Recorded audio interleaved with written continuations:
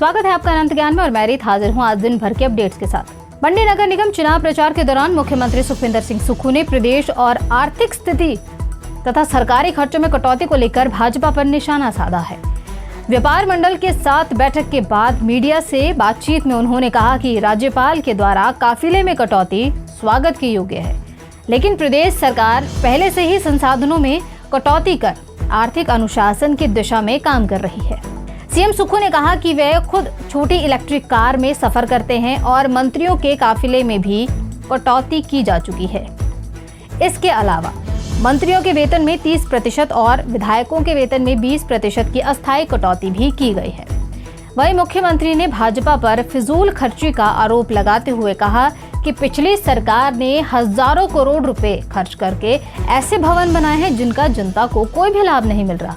उन्होंने पीएम मोदी द्वारा घोषित 1500 करोड़ रुपए के राहत पैकेज का मुद्दा उठाते हुए कहा कि ये राशि आज तक हिमाचल को नहीं मिली है। उन्होंने कहा कि प्रदेश सरकार लगातार आर्थिक स्थिति सुधारने के प्रयास कर रही है और जल्द इसके सकारात्मक परिणाम दिखाई देंगे।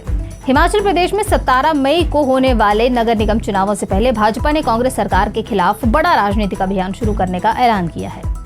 पार्टी धर्मशाला, पालमपुर, सोलन और मंडी नगर निगम क्षेत्रों में कांग्रेस सरकार की कथित विफलताओं, अधूरी गारंटियों और जन विरोधी नीतियों को लेकर आरोप पत्र जारी करेगी। भाजपा प्रदेश उपाध्यक्ष विनोद ठाकुर ने गुरुवार को शिमला में कहा कि चारों नगर निगमों के लिए वरिष्ठ नेताओं की जिम्मेदारी सौंपी गई है। धर्मशाला में विक्रम ठाकुर, पालमपुर में विपिन सिंह परमार, सोलन में राजेश कश्यप और शैलेंद्र गुप्ता, जबकि मंडी में राकेश जम्वाल आरोप पत्र जनता के बीच पेश करेंगे। भाजपा का आरोप है कि कांग्रेस सरकार के कार्यकाल में विकास कार्य धीमे बढ़े हैं, कानून व्यवस्था कमजोर हुई है और चुनावों में दी गई गारंटियां पूरी नहीं हुई है। पार्टी का कहना है कि यह आरोप पत्र कांग्रेस सरकार का तथ्यात्मक रिपोर्ट कार्ड होगा, जिसके जरिए जनता के सामने सरकार की वास्तविक स्थिति रखी जाएगी। वहीं दूसरी तरफ हिमाचल प्रदेश में 4 नगर निगमों समेत 51 शहरी निकायों के चुनाव प्रचार का शोर अब थमने वाला है। राज्य चुनाव आयोग के निर्देशानुसार 15 मई को दोपहर 3 बजे चुनाव प्रचार पूरी तरह से बंद हो जाएगा। इसके बाद प्रत्याशी केवल घर घर जाकर सीमित जनसंपर्क ही कर पाएंगे। सार्वजनिक सभाएं, रैलियां, रोड शो, ढोल नगाड़ों और लाउडस्पीकर के इस्तेमाल पर पूरी तरह से रोक रहेगी। उल्लंघन करने वालों पर प्रशासन और पुलिस की सख्त कार्रवाई होगी। हिमाचल प्रदेश सरकार का एंटी चिट्टा मॉडल अब अन्य राज्यों के लिए भी उदाहरण बनता जा रहा है। नारकोटिक्स कंट्रोल बोर्ड के रीजनल ऑफिस ने इस मॉडल की रिपोर्ट हिमाचल सरकार से मांगी है ताकि इसका अध्ययन कर अन्य राज्यों में भी लागू किया जा सके। प्रदेश में सर्वे के दौरान 234 पंचायतों को चिट्टे में सबसे अधिक प्रभावित पाए जाने पर रेड श्रेणी में रखा गया था। मुख्यमंत्री के निर्देश पर इन क्षेत्रों में पुलिस निगरानी बढ़ाई गई है, जिसके सकारात्मक परिणाम सामने आए हैं। राज्य सरकार ने PIT NDPS एक्ट के तहत 174 अपराधियों को हिरासत में लिया और 51 करोड़ रुपए की अवैध संपत्तियां भी जब्त की हैं। वहीं 700 से अधिक मामलों की जांच की जा रही है, जिसके बाद 300 मामलों की आर्थिक जांच और संपत्ति जब्ती के चिन्ह दिए गए हैं। सरकार नशा पीड़ितों के पुनर्वास पर भी विशेष ध्यान दे रही है। कोटला बड़ोग में आधुनिक पुनर्वास केंद्र बनाया जा रहा है, जबकि मशोबरा में और टांडा मेडिकल कॉलेज में भी इसे जल्द शुरू किया जाएगा। स्कूलों कॉलेजों में ड्रग फ्री कैंपस अभियान और एंटी ड्रग सेल भी स्थापित किए जा रहे हैं। हिमाचल प्रदेश में पंचायत चुनाव की तैयारियां तेज हो गई हैं।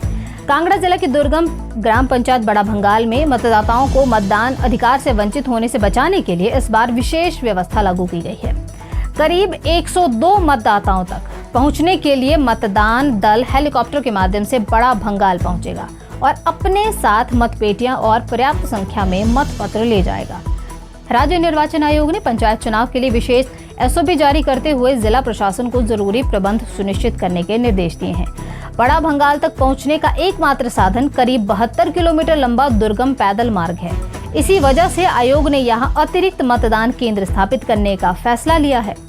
वहीं पंचायत का मतदान प्रथम श्रेणी में 26 मई को करवाया जाएगा।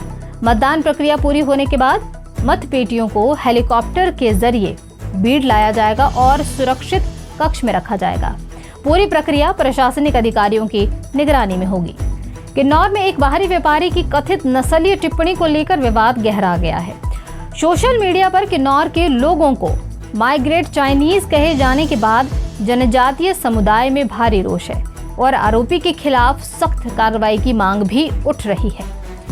आपको बता दें कि पूर्व जिला परिषद सदस्य शांता नेगी की फेसबुक पोस्ट पर रिकांगपियो में व्यापार करने वाले प्रदीप सूद ने ये टिप्पणी की थी कि स्थानीय लोगों ने इस जनजातीय समुदाय की अस्मिता और देशभक्ति का अपमान बताया है। हितेश नेगी की अगुवाई में एक प्रतिनिधिमंडल ने एसपी किन्नौर सुशील कुमार को शिकायत सौंपकर आरोपी पर एट्रोसिटी एक्ट मामले की अन्य धाराओं पर मामले दर्ज करने की मांग की है। शिकायत में कहा गया है कि सीमांत क्षेत्र के देशभक्त लोगों को विदेशी करना बेहद आपत्तिजनक और अस्वीकार्य है। हितेश नेगी ने आरोप लगाया है कि संबंधित व्यापारी पहले भी विवादों में रहा है और यदि जल्द कार्रवाई नहीं हुई तो जिले भर में आंदोलन किया जाएगा। वहीं एसपी किन्नौर ने मामले की जांच कर उचित कानूनी कार्रवाई का भी भरोसा दिया है। मंडी नगर निगम चुनाव को लेकर राजनीतिक माहौल पूरी तरह से गर्मा चुका है। कांग्रेस ने चुनावी रण में पूरी तरह से ताकत झोंक दी है, तो वहीं बुधवार को मुख्यमंत्री सुखविंदर सिंह सुक्खू मंडी पहुंचे और कांग्रेसी प्रत्याशियों के समर्थन में जनसभाएं कर वोट मांगे।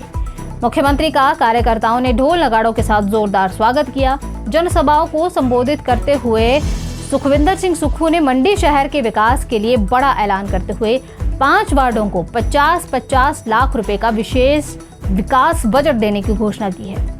उन्होंने कहा है कि कांग्रेस समर्थित पार्षद जीत कर आते हैं तो विकास कार्यों में धन की कमी नहीं आने देंगे। सुक्खू सरकार ने कहा है कि सड़क, पेयजल, सफाई, स्ट्रीट लाइट्स और पार्किंग जैसी मूलभूत सुविधाओं को भी मजबूत किया जाएगा। उन्होंने नगर निगम चुनाव को प्रदेश की राजनीति का सेमीफाइनल बताते हुए ये दावा किया है कि जनता कांग्रेस सरकार के कामकाज से संतुष्ट है और उसका असर चुनाव परिणाम में दिखेगा। पूर्व मुख्यमंत्री एवं पूर्व केंद्रीय मंत्री शांता कुमार ने प्रधानमंत्री नरेंद्र मोदी के बचत अभियान की सराहना करते हुए कहा कि इस अभियान से होने वाली बचत को गरीबों और जरूरतमंदों के कल्याण में लगाया जाना चाहिए। उन्होंने सरकार से गरीबों के लिए नई योजनाएं शुरू करने की अपील की है। वीरवार को जारी बयान में शांता कुमार ने कहा कि देश में आज भी करोड़ों लोग गरीबी, बेरोजगारी और आर्थिक असमानता से जूझ रहे हैं। उन्होंने कहा कि बढ़ती बेरोजगारी से युवा निराश हैं और समाज में चिंता का माहौल है। उन्होंने कहा कि प्रधानमंत्री की बचत की अपील से देश में सकारात्मक संदेश गया है।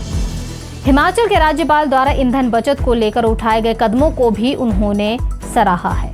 उन्होंने कहा कि इस अभियान से करोड़ों अरबों रुपए की बचत हो सकती है, जिससे गरीबों और बेरोजगारों के उत्थान में लगाया जा सकता है। तो ये थे आज दिन भर के तमाम अपडेट्स। बाकी की जानकारी के लिए आप अनंत ज्ञान की यूट्यूब और फेसबुक चैनल को सब्सक्राइब जरूर करें।